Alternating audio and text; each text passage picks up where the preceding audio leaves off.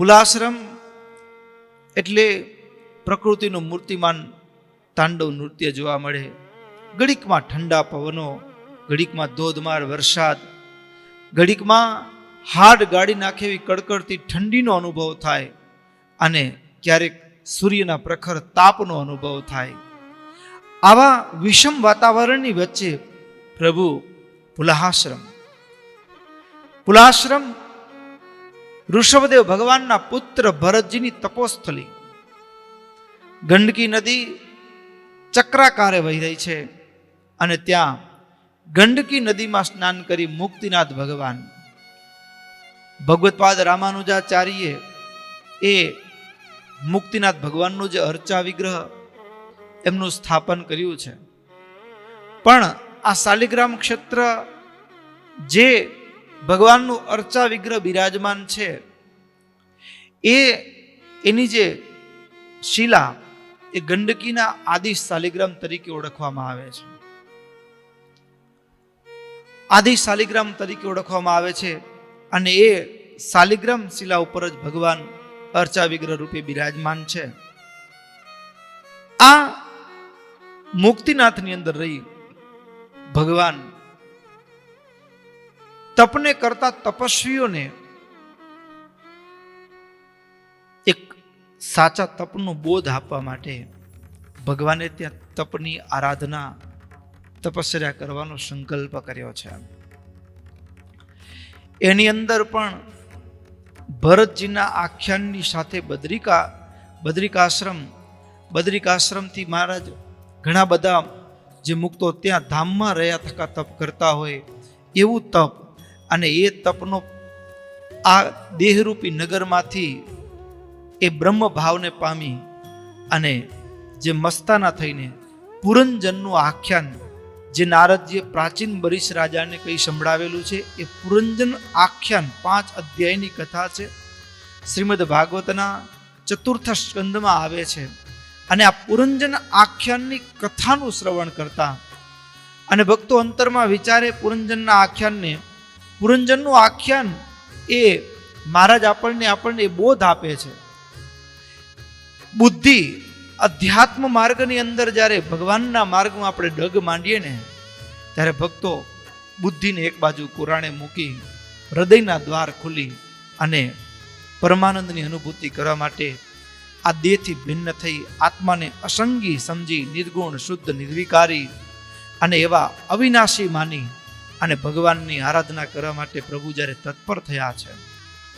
ભગવાન એક પગે મુક્તિનાથ ભગવાનની સન્મુખ ઉભા રહી અને ગાયત્રી મંત્રનું એ અનુષ્ઠાન કરવાની શરૂઆત કરી છે.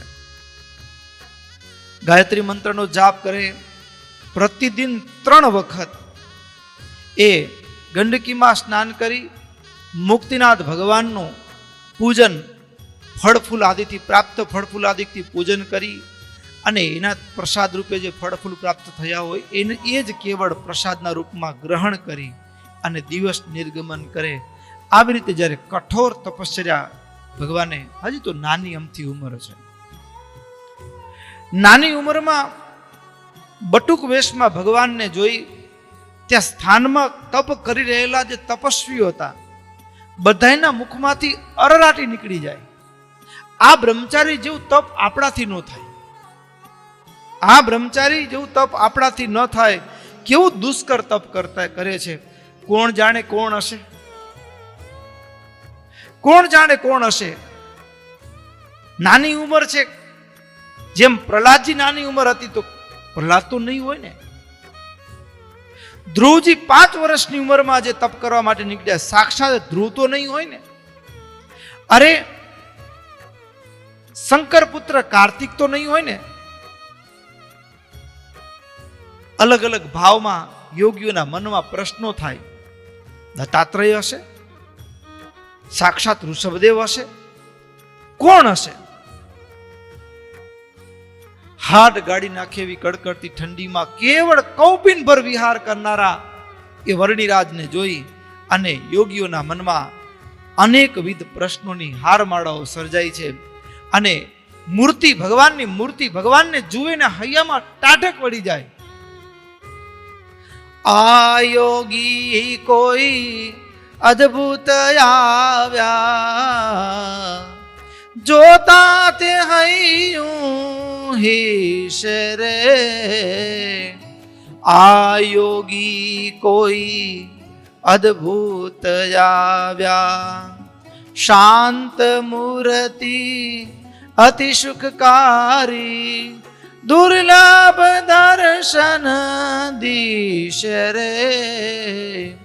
આ યોગી કોઈ અદ્ભુત આવ્યા. મહારાજ એ નાસાગ્ર દ્રષ્ટિ રાખી કે આંખો બંધ કરી ધ્યાનમાં એ મૂર્તિમાન ભગવાનમાં વૃત્તિ પરોવી અને એક પગે ઊભા રહી કઠોર તપસ્યા કરતા ભગવાનને જોઈ. સૌથી પહેલા આજુબાજુ તીર્થમાં તપ કરી રહેલા તપસ્વીઓના હૃદયમાં તો ભાવ, વિવિધ ભાવ જાગૃત થાય, પણ હરદમ ભગવાનની સાથે એ ભલે માત પિતા પંચભૂતના દેહને છોડી ભગવત ધામ સિધાવી ચૂક્યા છે, પણ ત્યાં રહ્યા થકા પણ એ ભગવાનનું અહોનિશ દર્શન કરતા હોય અને ભગવાનને આવી રીતે તપસ્યા કરતા જોયા અને માત પિતાથી રહેવાયું નહીં. અને દિવ્ય રૂપે ભગવાનને બંને હાથની મુદ્રાઓ ઊંચી છે, બંને બાજુ ધર્મ અને ભક્તિ ઉભા રહી દિવ્ય રૂપે ભગવાનને જાણે કે એક આશ્રયનું સ્થાન, ભગવાનને કોઈના આશ્રયની જરૂર નથી, પણ દિવ્ય રૂપે ઊભા રહી અને ભગવાનની તપમાં મદદરૂપ થવા માટે તે રખીને ધ્યાન કરતા પડી ન જાય એવા, જે મા દીકરાને પકડવા માટે તત્પર હોય એવા ભાવ સાથે ધર્મ અને ભક્તિ એ બંને બાજુ સેવામાં તત્પર થયા છે. આમ 4 મહિના સુધી, ચાતુર્માસના 4 મહિના સુધી કઠોર તપસ્યા. એ દિવસમાં 3 વખત ગંડકીમાં સ્નાન કરે, મુક્તિનાથ ભગવાનની આરાધના પૂજા કરે અને બસ જે સહજમાં પ્રાપ્ત થાય એ પણ ભગવાનને અર્પણ કરી અને પ્રસાદના રૂપમાં થોડું ઘણું લે કે ન લે. ભક્તો આવી કઠોર તપસ્યા. અને એવું કહેવાય ભક્તો, ભગવાને તપ કરીને શરીરને અવું સૂકવી નાખેલું. ભક્તો મુખથી જળપાન કરે ને તો કંઠમાંથી પાણી નીચે ઉતરતું હોય ને એ દેખાય. કેવળ હાડકા ઉપર ચામડી એ જેમ કાગળ ચોળ્યો હોય સ્ટીકરની માફક એમ ચોટેલી હોય આવી ભ્રાંતિ થાય.